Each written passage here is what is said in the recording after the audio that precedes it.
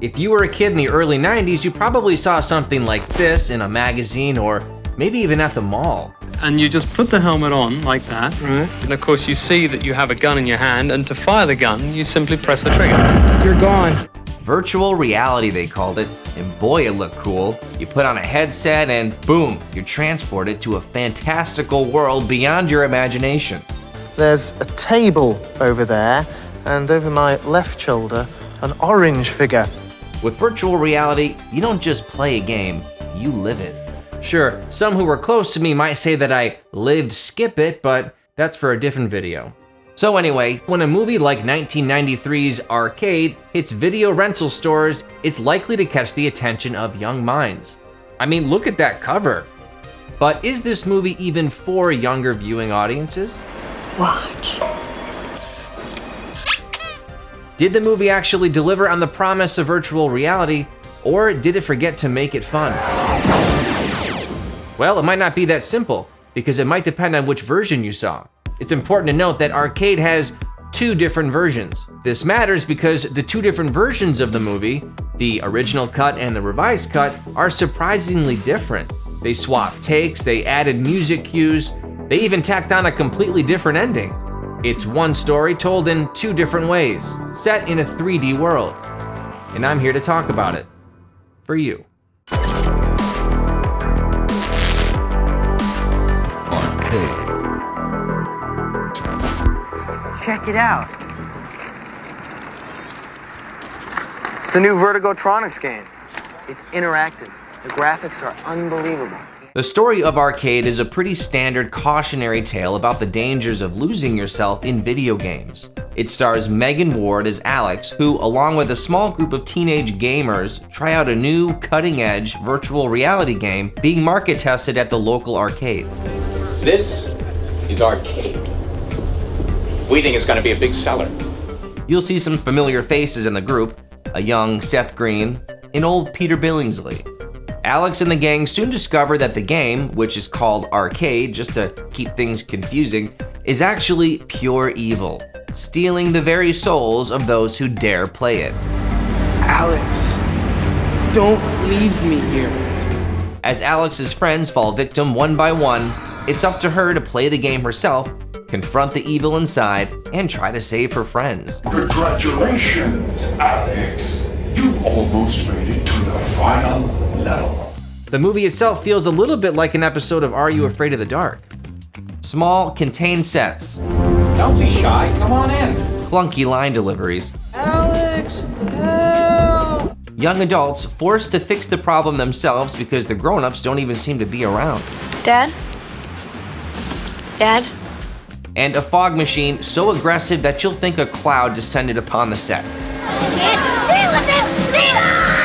And this all makes sense because, bear in mind, this is a Full Moon Entertainment movie, who specialize in straight-to-video, low-budget schlock. Pop goes the weasel. But Arcade is special because it's not just normal schlock, it's ambitious schlock, and kind of a train wreck schlock. And nowhere is that clearer than inside the game itself. When the kids first get introduced to Arcade, a spokesman for the game company, played by John Delancey, who I remember as Q from Star Trek, really builds up our expectations of the game. It's so real, you'll actually think that you're in the game. It's impossible. You think so? Why don't you give it a go? So Nick turns the game on and it quite literally sucks him right in. But in this instance in the movie, his body is still in the real world. Everyone around him is watching him play. Just pay no mind to how later on in the movie, when Nick and Alex play the game, they get sucked in and their bodies are actually gone. Logic? Be darned. So anyway, the look of the game gets painful really fast. So real, you'll actually think that you're in the game. For starters, very similar to Tron, the player is in the game in some kind of weird bobsled outfit.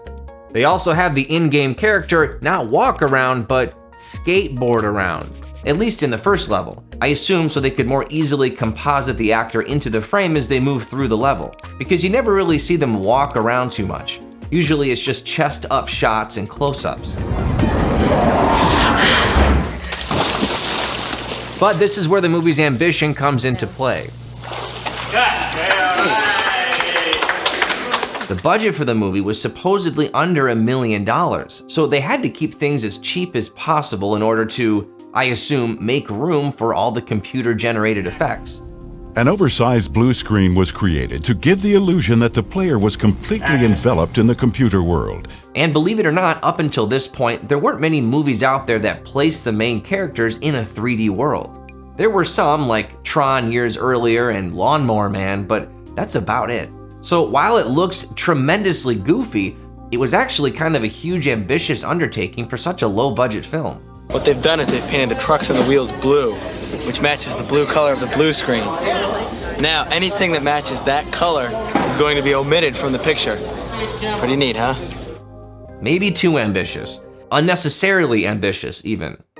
Back in the early 90s, computer-generated effects weren't as cheap as they are today.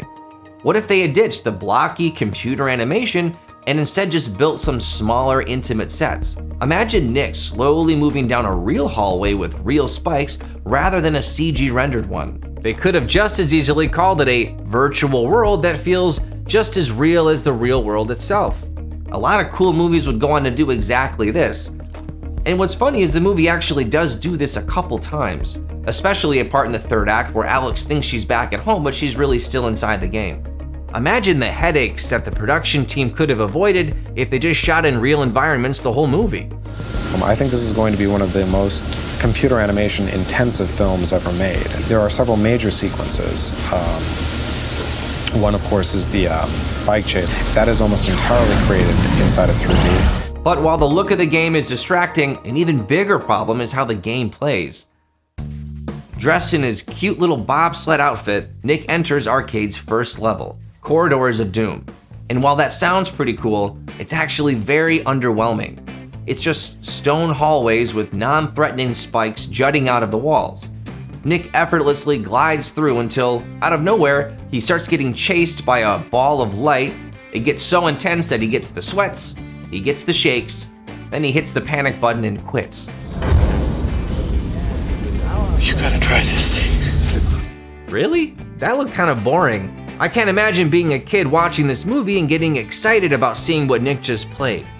The Wizard, another video game movie, came out a few years earlier, and that movie made kids playing a game on a 2D screen way more exciting.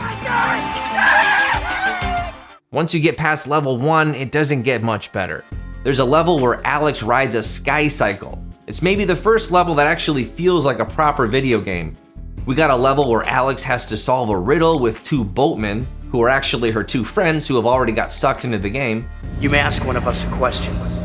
One tells the truth, the other lies. Who you ask remains your discretion. This whole riddle level is utter nonsense. The riddle is based off of the whole which one of us is lying and which one of us is telling the truth thing, except in this case, they reveal who each person is when they introduce themselves. I am the liar. Where shall I take you? I am the truth teller.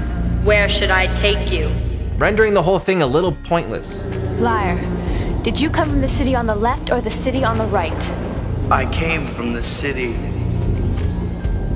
on the left. But you always lie. So you didn't come from the city on the left, which means the city on the left is a city of truth. So Alex solves the riddle almost instantly. What was the point? In the original cut, it actually plays out a little differently. The truth teller eventually reveals she was in fact the liar and fights Alex, making the rules of the riddle game even more pointless. But you're the truth teller. I lied. This is but one of the many changes they made in the cut that actually made it to most store shelves. Supposedly, Full Moon Entertainment did a recut of the movie after the founder of the company, Charles Band, saw the original version's Sky Cycle level, noticing how it looked a little too close to Tron, and feared a lawsuit would be imminent. They wound up redoing almost all of the virtual reality effects. It's actually an upgrade from what the original version looked like. The levels looked way different, much worse. And they didn't stop there. When they made the revised cut, they changed out dialogue. Come on, kids. I got something to show you in the other room. We'll blow a hole in your shorts. Come on, kids. I got something to show you in the other room. We'll blow a hole in your underwear. They swapped entire takes. I mean, that's the whole point, isn't it? Keep them glued to the tube. I mean, that's the whole point, isn't it? Keep them glued to the tube? They changed Arcade's voice. Nick, Alex, all of your friends are here. We know what you are. A harmless monster. Nick, Alex, all your friends are here. We know what you are. A heartless monster, of course. They also added on a whole new ending, which makes it feel like more of a horror movie. Right here. Bitch. I think changing the game's personality and voice into a brash, over-the-top villain was a poor choice. No! I play by my rules! In the original cut, the voice was more subdued and sinister, more HAL 9000. You're too late, Alex. You've always been too late. In the revised version, he sounds a lot more like Freddy Krueger. Our parents destroyed us. Your mother turned you into a hollow human shell. Because he's constantly taunting the players, he winds up being less scary.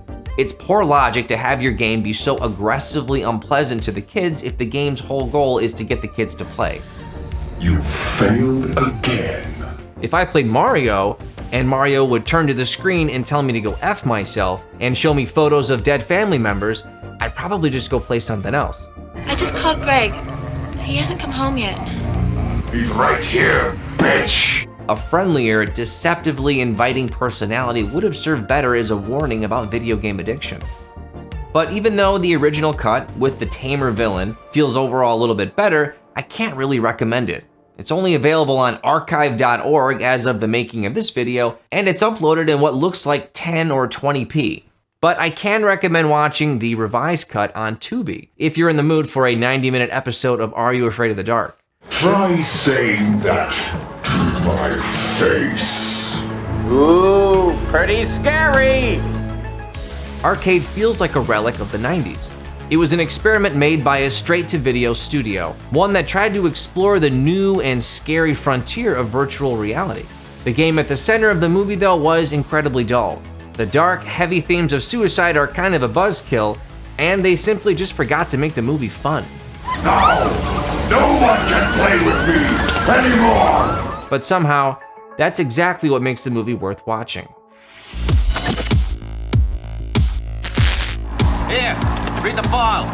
He's worked in every hellhole in the world and been fired from all of them. They say he's the best. He is. 1992's Split Second, starring Rutger Hauer, is an action-packed sci-fi noir monster thriller wrapped up in a buddy cop comedy, all with a protagonist with psychic powers. With all the confusing chaos of the movie trying to be too many things at once, does it actually pull it off? Or is Split Second just a 2-hour-long waste of your time?